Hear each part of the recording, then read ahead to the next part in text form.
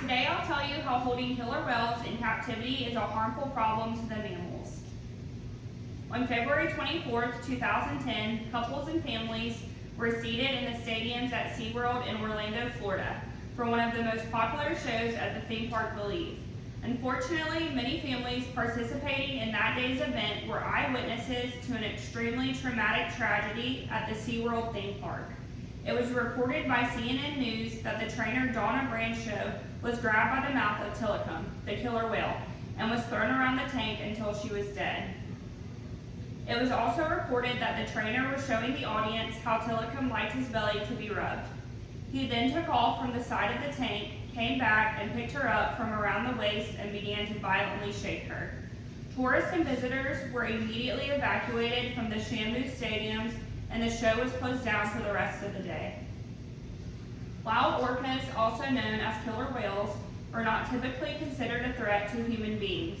In fact, the primary cases of killer whales attacking humans are only those that have been held captive at various theme parks.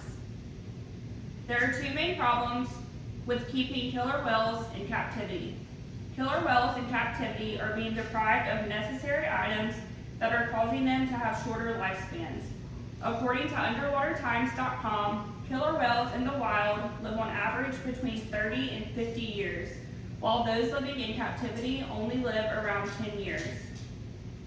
Killer whales live shorter lives than those in the wild due to lack of stimulation. Whales in captivity are not exposed to the same sights and sounds they would normally experience in the wild. Whales who are unable to live with other sounds of mammals and are confined to blue tanks with this running pumps, loud music, and cheering crowds will eventually become stressed. Killer whales undergo psychological stress when they are captured. When a whale is captured, it is taken from its family, and the separation and loss of bond can cause extreme mental stress. According to an article written by Stephen Lilly, 75% of whales do not survive through the intense separation period when taken captive. Whales in captivity at marine mammal parks often are receiving poor oral health care. Just as in humans, poor health and gum disease can lead to serious infections, illness, and even death in killer whales. Almost half of the whales held in captivity have broken or fractured teeth from biting on a steel gates and are not being properly repaired. Whales' teeth at marine theme parks eventually become infected or fall out because of the poor oral health care, and it is believed to be another link to why the whale's lifespan is so much shorter.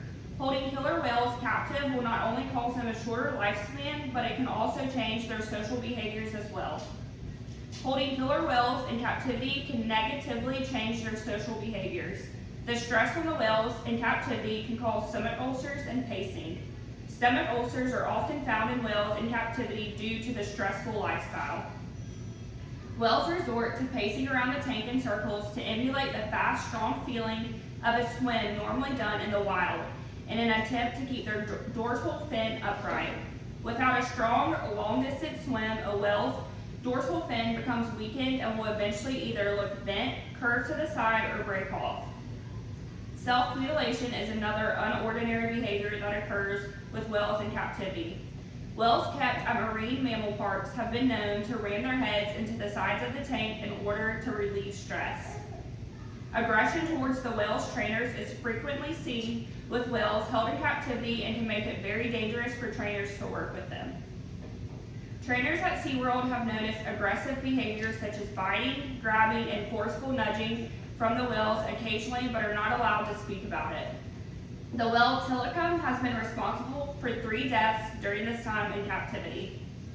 Now that we have discussed the two main problems with keeping killer whales in captivity, let's discuss what we can do to help solve these problems.